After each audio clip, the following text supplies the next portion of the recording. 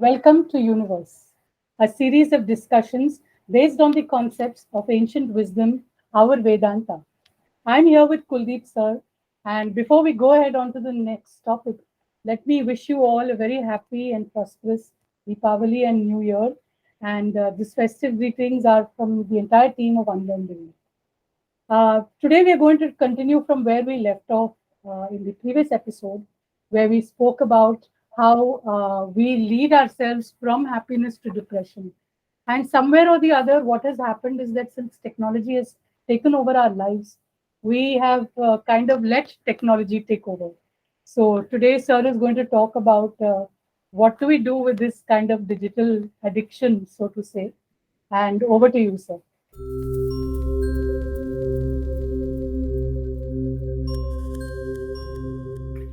This is a subject which has been disturbing a lot of parents also, because nowadays they find their kids literally wedded to the screen. Either it's a computer screen or an iPad or a cell phone, but they are glued to the screen. And it's worrying them. Even my own grandchild, I find, has a similar issue. So, and if children have it, you can imagine to what extent the adults have got addicted to it. If you can imagine, if children can get addicted at such a young age, we who have been exposed to this medium for such a long time, what is the state of our mind today?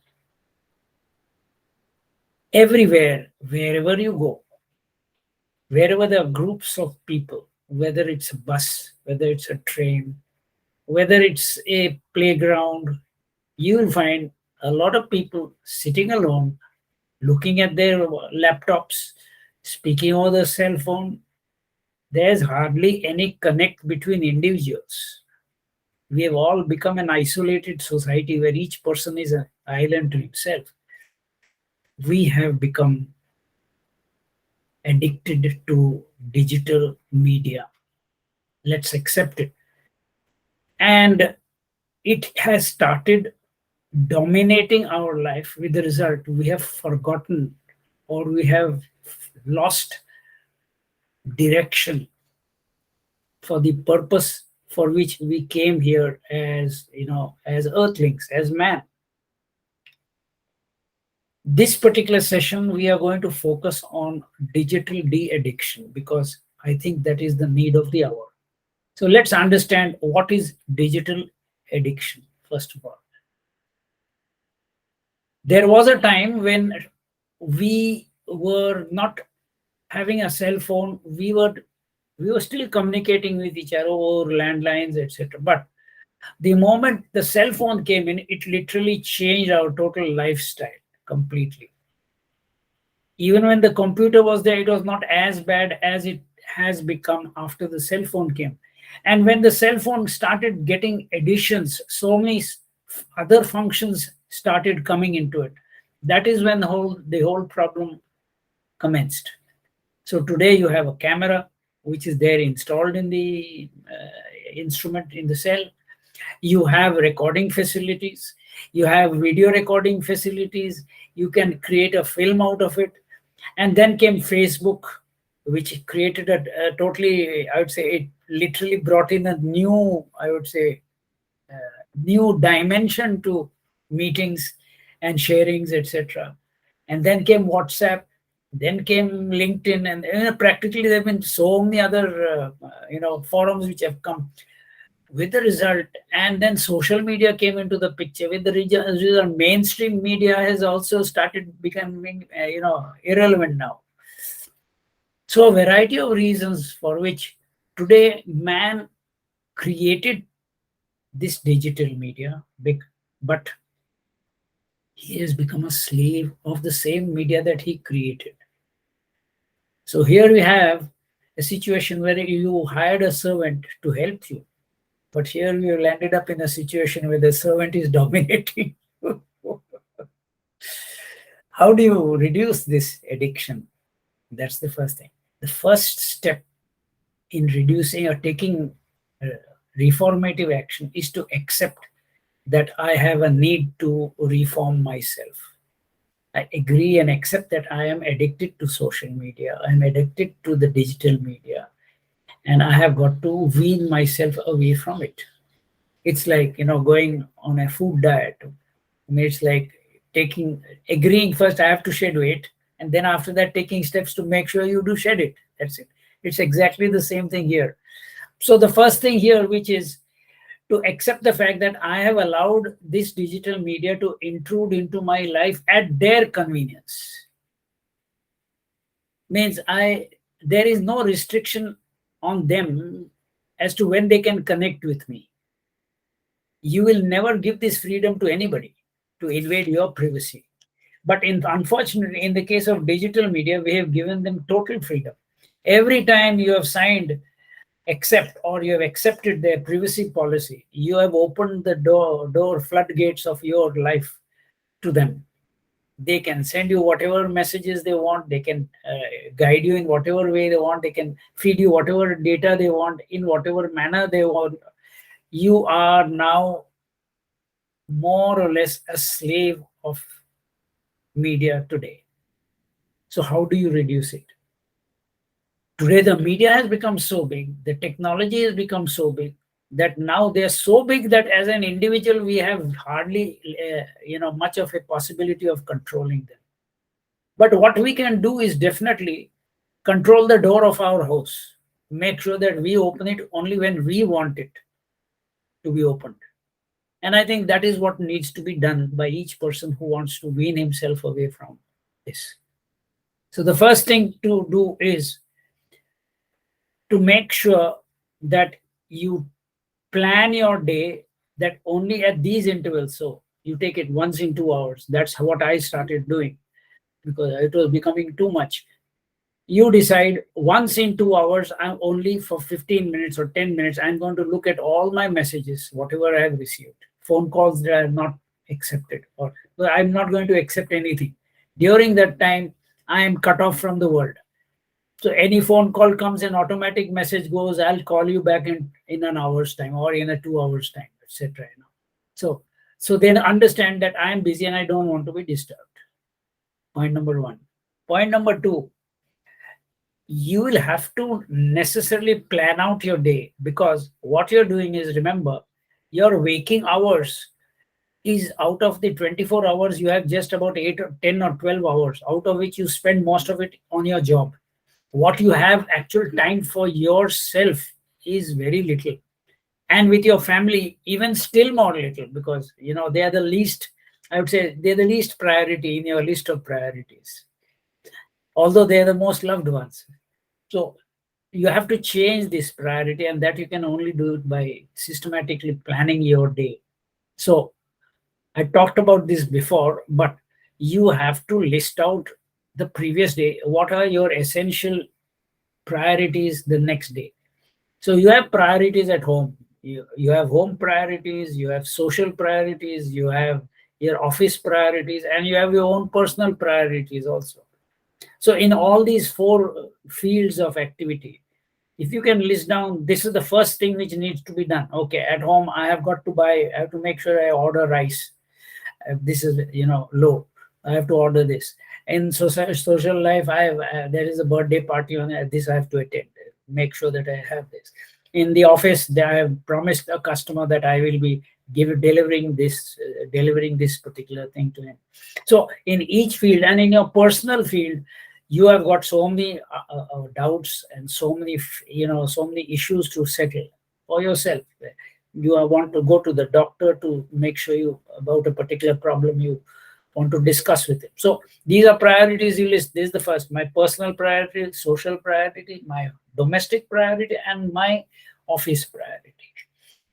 And plan your day so that in these 2 hours, the first 2 hours of the day, you take your priorities, first priority in each one. And then after that, the second priority in each of the areas.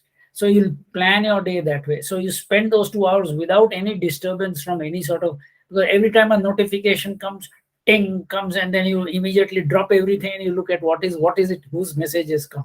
That is a tremendous disturbance. And secondly, it destroys the ability of the mind to focus.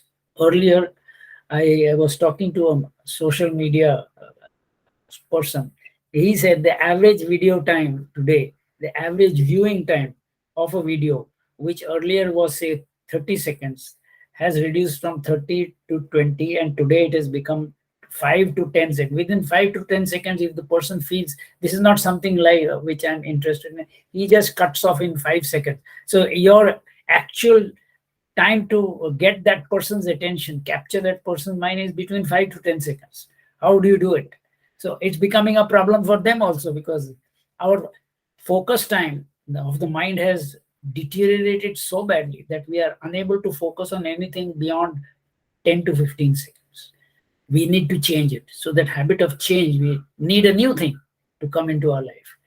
So that is where we have to cut down. How do we do it? By making sure this intrusion into our private space is monitored by us. Point number one. Point number two, they are the social media can upload anything they want, any information they want, without any, I would say, taking any responsibility today. It impacts your mind. You see something, it leaves an impact on your mind. So you will have to make sure that the first view, just the first glance at anything that you have to take a call whether this is necessary to view or not to discard. Even if you view it for a couple of seconds more, it leaves an impact on your mind. You have no idea of how sensitive the mind is. That little flash of a notice that you kept on that particular advertisement or that particular screen shot which came your way, you will be surprised sometime during the day that will come back into your memory. It's like noticing somebody's face on the suburban train. You might have just seen him once, one fine day. But after quite a few months, when you just happen to see him in a marketplace or something, you will remember that particular face. You will remember. Your mind is so sensitive, and we have allowed our mind to get deluged with multitude of useless data which it stores, and you have no idea how much your mind is impacted by that. So we have to make sure we screen out or we shut out images, messages, news snippets which really don't mean anything to us. So we have to weed that out. The other thing is, we have to understand the people who are most impacted by our addiction to digital media is our family. Our family time is the most valuable time, because that is a holy time, and it has reduced over the years. That time we spend with our loved ones has gone on reducing.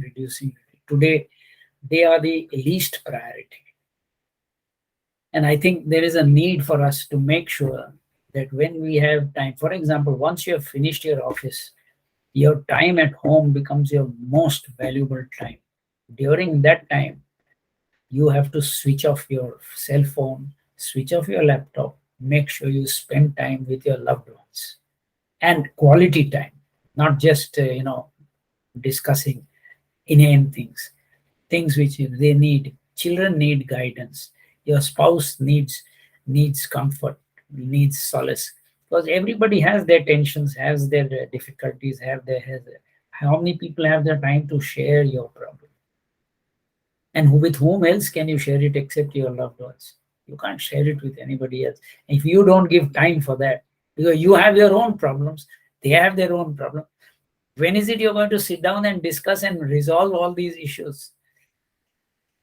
And that is where I think biggest gain will be when you find. I got that one example I can give you, which happened just about 2 weeks ago. There was this person who had reached a situation where he was so caught up in his consultancy business that he was losing track of his life, of his own life, his life of his family, with his children, two girls, one say 5 years, another say 8 years. He was beginning to lose connect with them, and it was on the point of a breakup, literally a breakup, because they were unable to sort out issues. Wife is working, he is working, children are going to school. There's total disarray. By taking certain steps, some of them are these what we have discussed now. The other day, I got a phone call, and I was very happy when he says, "You've given me back my family, sir. You've given me back my family. Thank you very much." Because when you consciously make sure that you are the ruler of your life and you have not abdicated or surrendered it to somebody else, whether it's the media or whether it's to other persons, you get a chance to come back to your roots and to your basic family, which is your foundation, which has brought you to where you are today. So I think there is a need for us to discuss this. I don't know if there are any questions. So consciously overlook, ignore any message, plan to devote time to family just as you allot time to work. At least 60 minutes before sleeping. This is one important point I forgot to mention. 60 minutes before sleeping. Your mind is the engine of the body. When you park your car, you switch off the engine. But for that engine to really cool, relax, it has to cool down completely. Even after switching off the engine, it takes at least about 30 to 35 minutes, 40 minutes for the engine to really cool down and be ready for the next day. Your mind is 10 times more powerful than 10 times, I would say, million times more powerful than an engine, that car engine. The amount of power it uses to power your day from the moment you wake up till the moment you sleep, you have no idea what is the sort of power that it is consuming, the energy you consume. You need to give it time to relax. 60 minutes before you go to sleep, just switch off all digital media, TV, everything. Just if you can, relax with some soothing music and just chill before you go to sleep and just see what happens. Your whole life will change. Give your mind, respect your mind, and honor it. Give it a little time and see what happens. So this is what is my frank advice to people who want to get back to their normal life. Great. I think, all of this is, all these things are all external things and they're just an intrusion into your day-to-day life. And so if you like the advice that sir has given you, take that break away from your device as often as you can. And I hope you like what you're listening to as well in this series. So don't forget to hit that subscribe button and the bell icon for notifications. If you have questions for sir, he'll most willingly answer them. So you can email us at unlearnliving@gmail.com.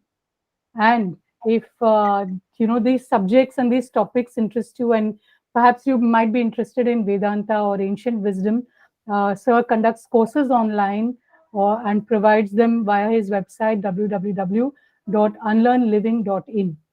So do join us, stay connected, and keep in touch with us via Facebook as well. But don't let it intrude into your day-to-day life. Yeah. Thank you so much. Thank you so much. Welcome. Yeah. Thank you.